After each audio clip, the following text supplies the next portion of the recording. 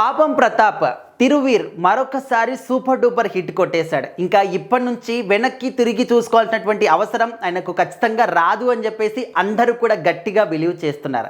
ఎందుకంటే ప్రజెంట్ అయితే పెద్ద సినిమాల హవా ఏమో కానీ చిన్న సినిమాల హవా మాత్రం ఖచ్చితంగా నడుస్తుంది.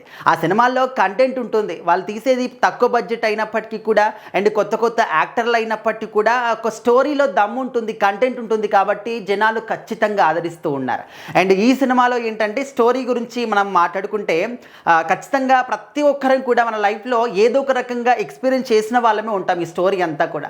సో ఈ సినిమా చూస్తున్నంతసేపు కూడా అరే పలానా రోజు మన ఇంటి పక్క వాళ్ళు కూడా ఈ విధంగా ఉండేవారు, అరే మన ఇంటి ముందు వాళ్ళు ఈ విధంగా చేసేవాళ్ళు, ఈ విధంగా మాట్లాడేవాళ్ళు, అప్పుడు ఈ విధంగా ఉండేది అని చెప్పేసి 90s కిడ్స్కి మాత్రం ఖచ్చితంగా చాలా చాలా మెమరీస్ని ఈ సినిమా గుర్తు చేస్తుంది.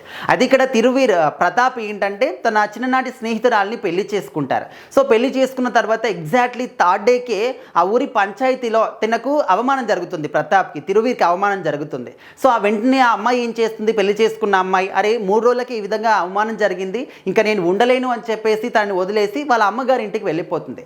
సో అక్కడ నుంచి తిరువీర్ అంటే ప్రతాప్ ఏం చేస్తాడు, ఏం చేసి తన వైఫ్ని మళ్ళీ ఇంటికి తీసుకొచ్చుకుంటాడు. అండ్ తనకు ఒక ప్రాబ్లం కూడా ఉంటుంది, డే టైంలో ఒకలాగా ఉంటాడు, నైట్ అయితే ఇంకొకలాగా మారిపోతాడు. అండ్ దానికి తోడు ఏంటంటే ఊర్లో వాళ్ళందరూ కూడా ఎప్పుడైతే తన వైఫ్ వదిలేసి వెళ్ళిపోయిందో అప్పటి నుంచి పాపం ప్రతాప్ అని చెప్పేసి ఈ విధంగా అనడం స్టార్ట్ చేస్తారు. సో అక్కడ నుంచి ఇంకా స్టోరీ అంతా కూడా బిగిన్ అవుతుందన్నమాట. సో ఖచ్చితంగా ప్రతి ఒక్కరి లైఫ్లో కూడా ఈ విధంగా చిన్న చిన్న గొడవలు వస్తూ ఉంటాయి. సో వాటి వల్ల ఎంత గాఢంగా ప్రేమించుకొని పెళ్లి చేసుకున్న వాళ్ళైనా కూడా విడిపోవడాలు కానీ ఇల్లు వదిలి వెళ్ళిపోవడం కానీ ఇలాంటివి మనం చూస్తూ ఉంటాం. సో ఆ విధంగా ఈ యొక్క స్టోరీ అనేది చాలా అద్భుతంగా ఉంటుంది. అలా అని ఓన్లీ ఎమోషనే ఉంటుందని చెప్పేసి కూడా అనుకోకూడదు.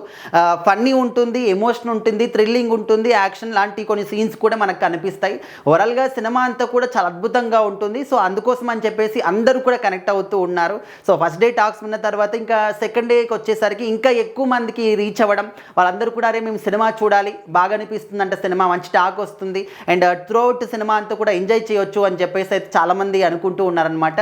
సో ఖచ్చితంగా పాపం ప్రతాప్ సినిమా మాత్రం ఖచ్చితంగా సూపర్ డూపర్ హిట్ అయింది. ఒకవేళ మీరు కనుక చూసి ఉంటే ఏ విధంగా అనిపించిందో కామెంట్ చేయండి, చూడకపోతే కూడా ఖచ్చితంగా చూసేయండి.